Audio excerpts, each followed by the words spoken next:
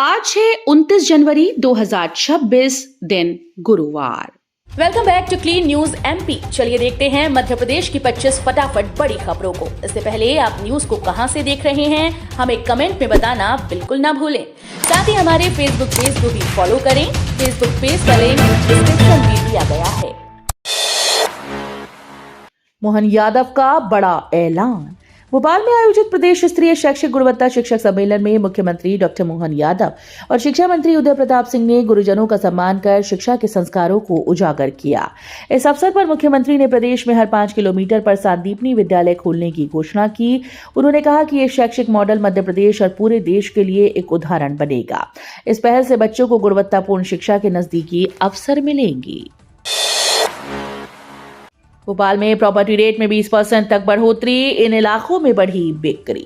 भोपाल में property rate में 15 से 20% तक बढ़ोतरी की तैयारी चल रही है। शहर और जिले भर में जिन इलाकों में अधिक दामों पर रजिस्ट्रीज हुई, वहां के रिकॉर्ड पंजीयन विभाग ने राजस्व विभाग से नए रेट तय करने का आग्रह किया है।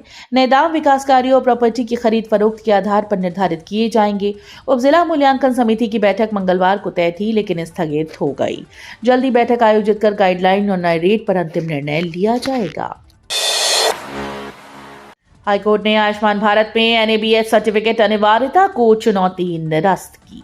मध्य प्रदेश हाईकोर्ट ने आयुष्मान भारत प्रधानमंत्री जन आरोग्य योजना में निजी अस्पतालों की एम्पैनलमेंट के लिए एनएबीएच सर्टिफिकेट अनिवार्यता को चुनौती देने वाली जनहित याचिका को निरस्त कर दिया है।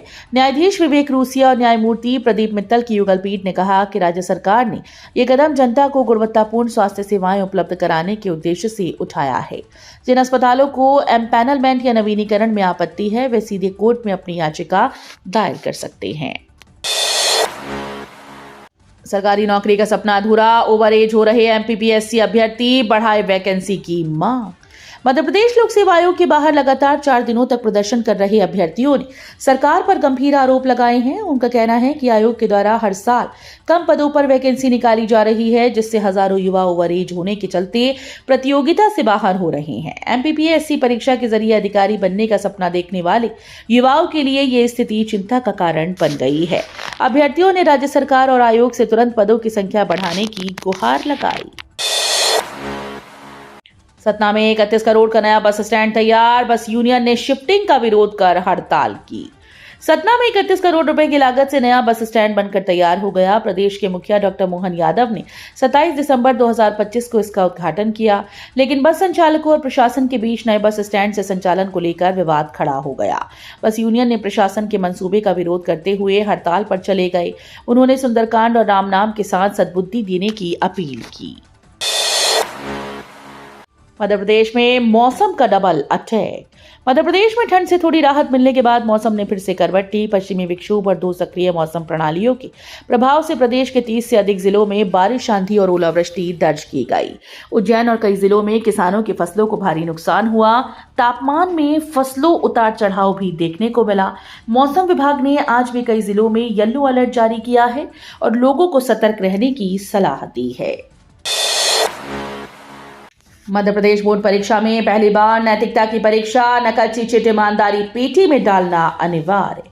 मध्य प्रदेश माध्यमिक शिक्षा मंडल की 10वीं और 12वीं बोर्ड परीक्षा 10 फरवरी से शुरू हो रही है। इस बार परीक्षा में सिर्फ ज्ञान नहीं बल्कि छात्रों की नैतिकता भी परखी जाएगी। नकल रोकने के लिए सभी परीक्षा केंद्रों के बाहर ईमानदार पेटी रखी जाएगी। परीक्षा हॉल में प्रवेश से पहले छात्रों को किसी भी नकल सामग्री को इस पेटी में डालना अनिवार्य होगा। यह नया इंतजाम छात्रों में ईमानदारी और अनुशासन की भावना जगाने के लिए किया गया है। मध्य प्रदेश के किसानों के लिए बड़ा मौका। मध्य प्रदेश के किसान अब क्विज में भाग लेकर ट्रैक्टर, मोटरसाइकिल और ई स्कूटर जीत सकते हैं। इस क्विज में मुख्यमंत्री डॉक्टर मोहन यादव की सरकार की किसान कल्याण योजनाओं से जुड़े सवाल पूछे जाएंगे। संस्कृति सलाहकार और वीर भारत न्यास के सचिव श्रीराम तिवारी ने बताया कि प्रदेश के 55 जिलों के विजेता किसानों को कुल 6.50 करोड़ रुपए के इनाम दिए जाएंगे। ये पहल देश में अपनी तरह की पहली और सबसे बड़ी योजना मानी जा रही है, जो किसानों को प्रोत्साहित करने के उद्देश्य से शुरू की गई।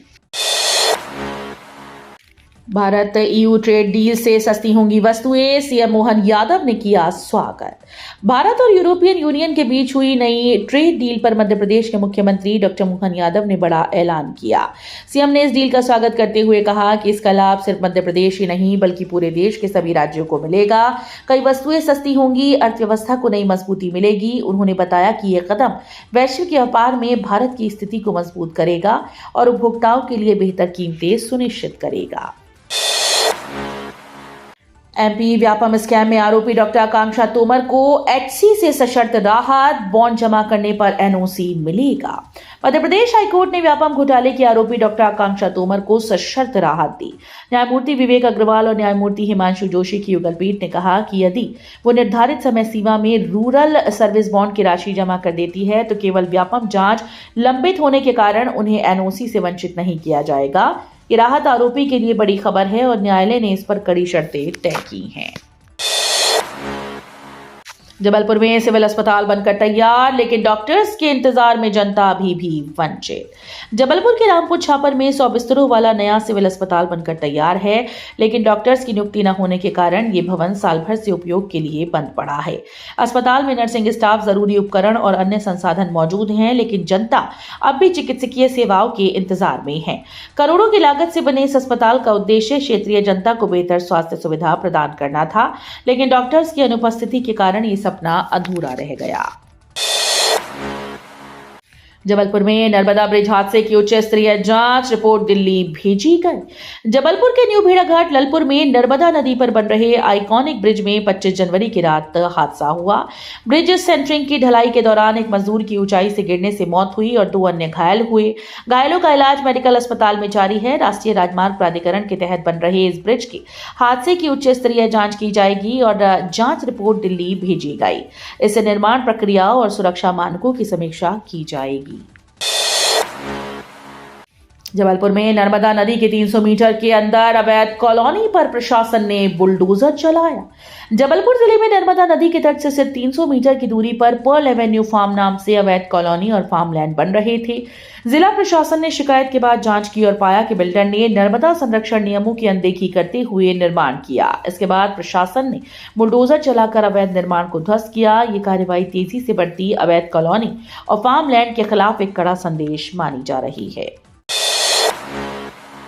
उज्जैन में 100 एकड़ में बनेगा फूलों का मेगा क्लस्टर, सिंघस 2028 को ध्यान में रखकर योजना।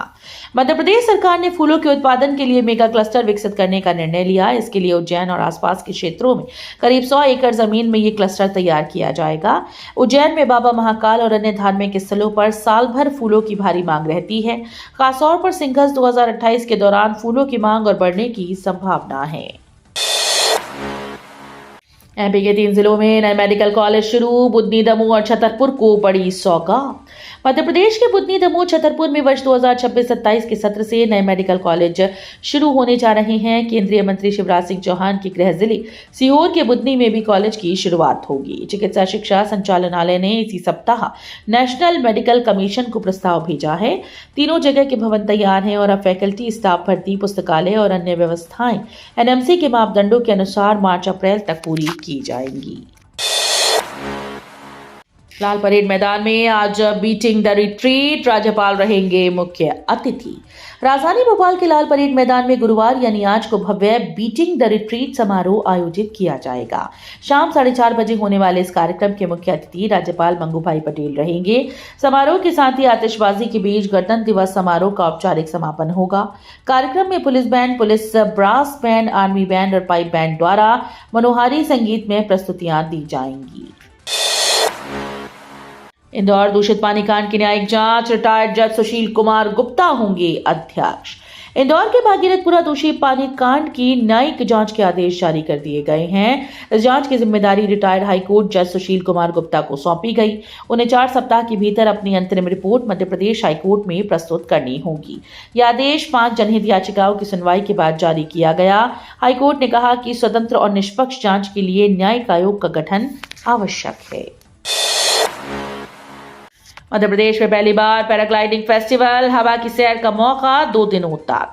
मध्य प्रदेश में राव में पहली बार पैराग्लाइडिंग का टैंडम फेस्टिवल होने जा रहा है। 2 दिनों तक सैलानी और पैराग्लाइडर आसमान की सैर का आनंद ले पाएंगे। ये festival Madhya Pradesh flying club और स्टेट टूरिज्म बोर्ड के सहयोग से आयोजित किया जा रहा है।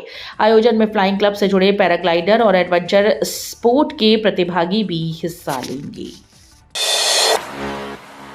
एमपी में मावठ की बारिश बनी किसानों के लिए वरदान, फसलों को मिली संजीवनी।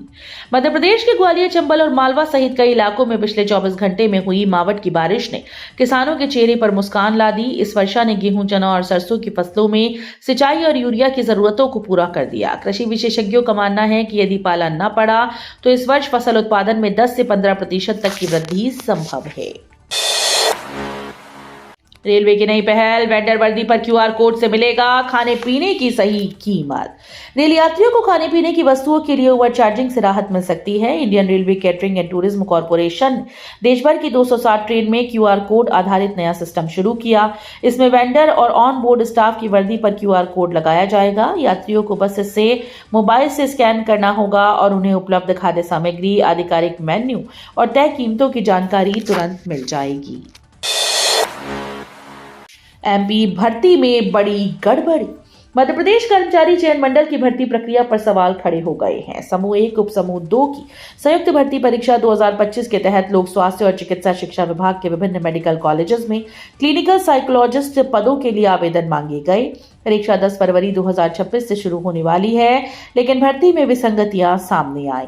एक ही विभाग और एक ही पद के लिए अलग अलग कॉलेजेस में अलग अलग योग्यता निर्धारित की गई।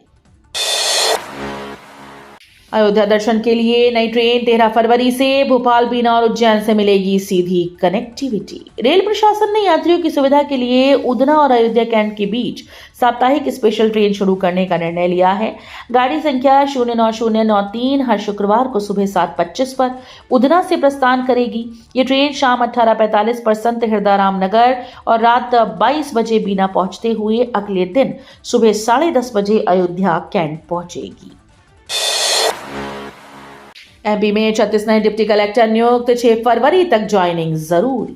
मध्य प्रदेश में 36 नए डिप्टी कलेक्टर्स की नियुक्ति की गई। ये नियुक्ति 2023 और 24 में आयोजित राज्य सेवा परीक्षा के नतीजों के आधार पर की गई। नए अधिकारी अब 6 फरवरी तक अपने अपने जिले में ज्वाइनिंग करेंगे। नियुक्ति के साथ 2 साल की परिवीक्षा अवधि भी निर्धारित की गई, जिसमें सफलतापूर्वक कार्य करने पर वेतन अग्रिम और प्रशिक्षण व्यय की राशि उनके अधिकार में रहेगी। मध्य प्रदेश के विश्वविद्यालयों में होगा डिजिटल वैल्यूएशन सिस्टम, उच्च शिक्षा मंत्री ने दी जानकारी। मध्य प्रदेश के उच्च शिक्षा मंत्री इंदर सिंह परमार कटनी पहुंचे और मीडिया से बातचीत की। उन्होंने बताया कि इस वर्ष प्रदेश के सभी विश्वविद्यालयों में डिजिटल वैल्यूएशन सिस्टम लागू किया जाएगा। इसका उद्देश्य परीक्षा मूल्यांकन की प्रक्रिया को अधिक पारदर्शी और विश्वसनीय बनाना है। मंत्री ने इस अवसर पर नई शिक्षा नीति 2020 के तहत विश्वविद्यालयों में हो रहे नवाचारों की जानकारी दी। यूरोप से 7000 किलोमीटर की उड़ान। वीरांगना रानी दुर्गावती टाइगर रिजर्व मध्य प्रदेश में नौरादेही इलाके में सर्दियों में प्रवासी गिद्धों का जमावड़ा देखने को मिलता है। इस साल यूरोप से 7000 किलोमीटर की लंबी उड़ान तय कर सिनेरियस वल्चर यहां पहुंचे। नरसिंहपुर जिले की डोंगरगांव गांव रेंज में स्थानीय और प्रवासी गिद्ध बड़ी संख्या में सर्दियां बिताते हैं। यहाँ 7 प्रजातियों के गिद्धों का नजर आना आम बात है, जिसमें हिमालयन ग्रिफिन, यूरेशियन ग्रिफिन और सिनेरियस प्रमुख है। तो ये थी आज की 25 फटाफट बड़ी खबरें। अगर आपको न्यूज पसंद आई हो तो वीडियो को लाइक और शेयर जरूर करें। धन्यवाद।